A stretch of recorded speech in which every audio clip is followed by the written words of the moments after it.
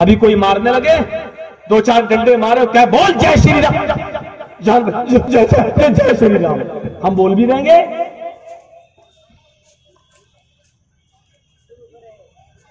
उस वक्त पता चलता है कि हमारा इस्लाम क्या है। और ये तो बहुत दूर की बात हो गई, जान बचाने के लिए आप बोल रहे हैं, वो किसी हद तक जवाज का फतवा भी उस पर दिया जा सकता है, लेकिन वो बहुत दूर की बात हो गई। ऐसे मौके पर आप क्या बड़े बड़े मुल्ला मौलवी भी बोल देंगे, और आज बोल भी रहे हैं। हुकूमत को खुश करने के लिए बोल रहे हैं, बहुत दूर की बात हो गई। आप अपने घर में अपने बेटे और बेटियों के साथ अपने घर में इस्लाम नाफिज नहीं कर पा रहे हैं।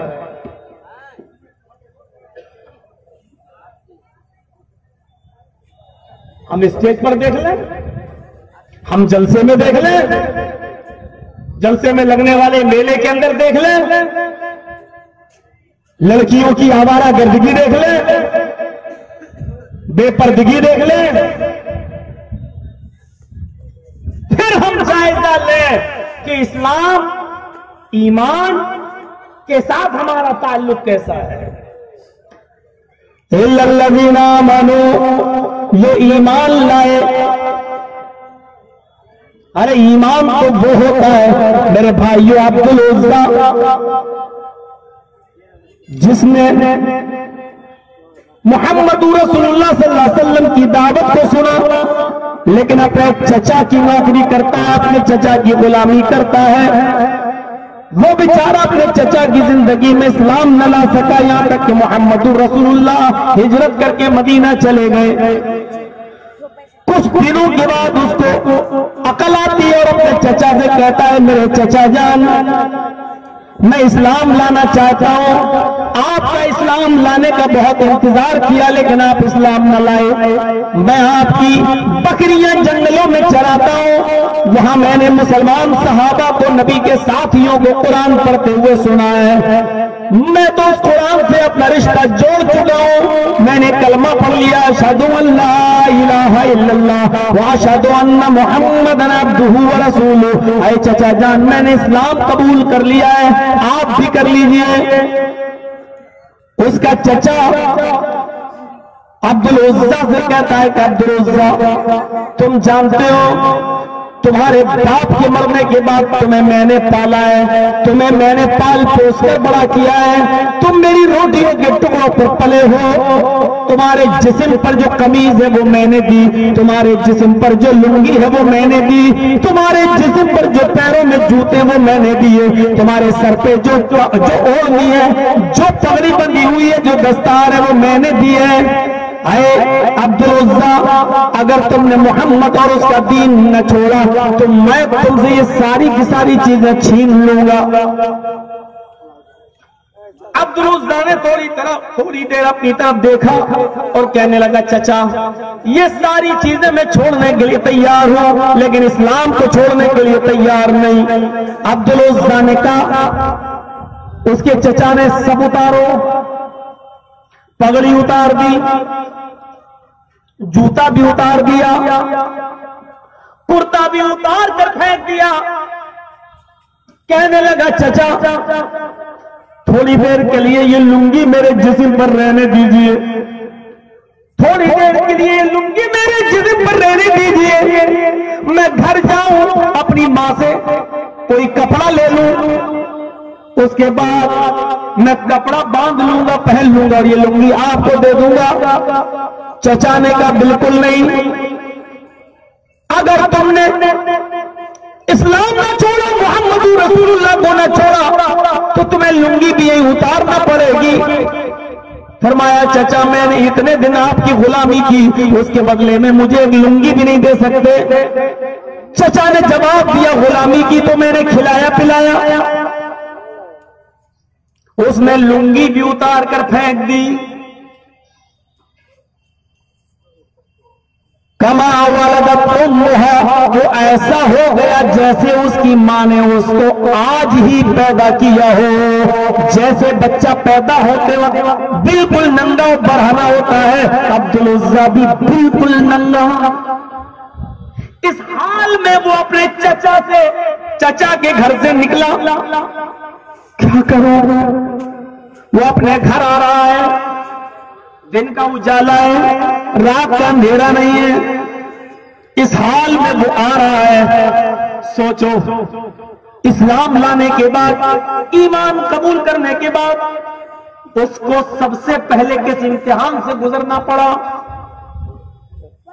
हम मोबाइल चलाएं, 1.5 GB रोजाना खर्च करें, अखलाक से गिरे हुए मनाजिर देखें, फिर भी मुसलमान,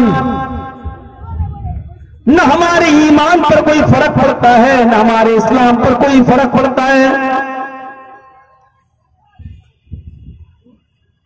इस जमाने में, खास तौर पर आज के इस दौर में, टिकटॉक पर हमारी मुसलमान लड़कियां किस तरीके से डांस कर रही हैं, किस तरीके से नाच रही हैं और कैसी बेशर्मी के मुजाहरे कर रही हैं। मेरे प्यारे साथियों, कभी कभी डर लगता है अल्लाह की तरफ से आसमान से आग या पत्थर की बारिश ना हो जाए।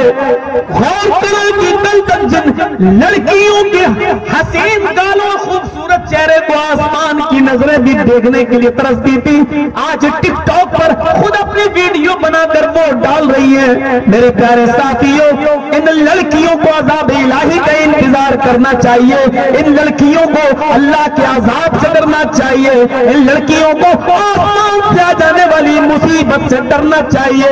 अल्लाह की तरफ से कोई नाज्ञानी अज़ाब ना जाए।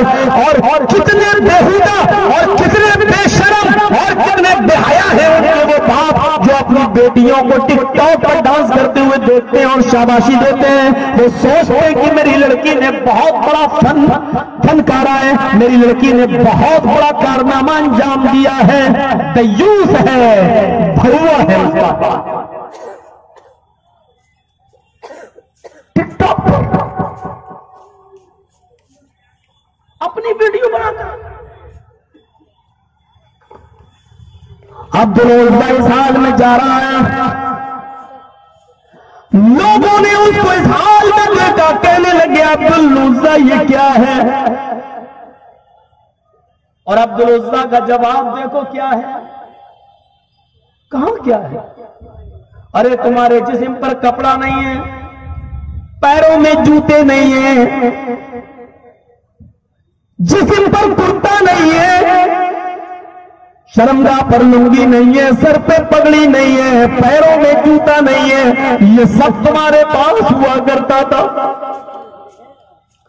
अब्दुल उज़्ज़ा जवाब देता है, अल-आन अल-मोमिन, लोगों अब मैं मुकम्मल मोमिन हुआ हूं। ईमान की लज्जत तुम क्या जानो, ईमान की चाशनी तुम क्या जानो, ईमान कैसे इनकी जिंदगी में रंग कर गया, ईमान का रंग अब्दुल उज़्ज़ा की जिंदगी में कैसे घुल गया। अब्दुल उज़्ज़ा ने सारी चीजें कुर्बान कर दी, लेकिन ईमान नहीं। अपने घर पहुंचा, दरवाजे को दस्तक दी। यहां एक और नया मंजर, दरवाजे को दस्तक दी, मां ने दरवाजा खोला, सामने बेटा खड़ा है, वो भी नंगा, चेहरा घुमा लिया। बेटे ये क्या बदतमीजी है? मां बदतमीजी नहीं, तेरे देवर ने मुझसे सारी चीजें छीनी है। क्यों? इसलिए कि मैं मुहम्मदुर रसूलुल्लाह पर ईमान ले आया, अल्लाह पर ईमान ले आया, कुरान से अपना रिश्ता जोड़ लिया। कहने लगी फिर मेरे घर से भी निकल जाओ, इस घर के अंदर तेरे लिए कोई जगह नहीं है। बाप दादा के दीन को छोड़ने वाले मेरे घर में तेरे लिए कोई एंट्री नहीं है, इस घर में कोई हिस्सा तुझे नहीं मिलेगा। अब घर की कुर्बानी, मां मैंने कब कहा है कि तू मुझे अपने घर में से हिस्सा दे दे, मकान में हिस्सा दे दे, जमीन में हिस्सा दे दे? नहीं, मुझे चाहिए भी नहीं, तेरे और बेटे उनको दे दे। मां मुझे सिर्फ एक चादर दे दे, बस एक चादर, मैं नंगा हूं, अपनी शर्म का छुपा लूं, मैं मोहम्मद रसूलुल्लाह के पास जाना चाहता हूं, मक्के से मदीना जाना चाहता हूं। मां अंदर गई, मां ने एक चादर दे दी, बड़ी चादर थी, चल ले, आप यहां से अंदर भी नहीं घुसने दिया। ईमान लाने के बाद आदमी कैसे चेंज होता है। उसने उस चादर के 2 हिस्से किए, 2 टुकड़े कर दिए। एक टुकड़े से अपनी शर्मगाह छिपा ली, बांध लिया जैसे तहबंद बांधा जाता है। दूसरा उसने टुकड़ा अपने जिस्म पर डाल दिया और आगे बढ़ गया, पैदल चलने लगा। मक्के से मदीना कितना दूर है, हाथ वालों से पूछ लेना, उम्रा करने वालों से पूछ लेना। मक्के से मदीना कोई 400 किलोमीटर का सफर, मक्के से मदीना 300 मील, कोई 400-450 किलोमीटर का सफर। यह आदमी पैदल सफर कर रहा है, पैदल सफर कर रहा है।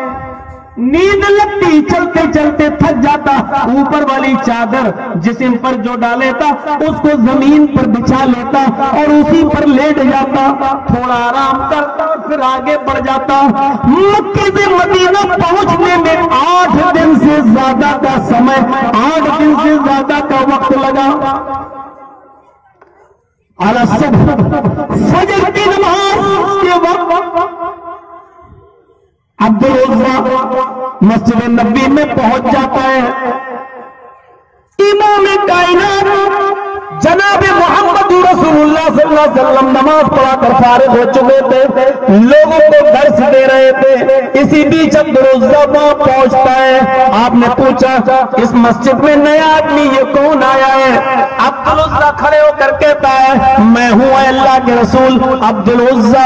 आपने कहा मेरे करीब आओ, मक्के के मेरे मेहमान मेरे करीब आओ, आए मक्के के मेरे भाई मेरे करीब आओ, आए मक्की मुहाजिर मेरे करीब आओ। अब्दुल उज़्ज़ा को नबी अकरम ने अपने करीब बुलाया। कैसे आना हुआ? का सब कुछ लुटा के आ गया, ईमान बचा के आ गया। चचा ने लुंगी उतरवा दी, कुर्ता उतरवाया, पगड़ी उतरवाई, जूते उतरवाए। मां ने घर मकान छीन लिया, भाइयों ने अपने मेरे घर के सारे हिस्से अपने नाम कर लिए, मुझे निकाल दिया, सब कुछ लुटाया, ईमान बचाकर चला आया। जानते हो अल्लाह के नबी ने क्या जवाब दिया?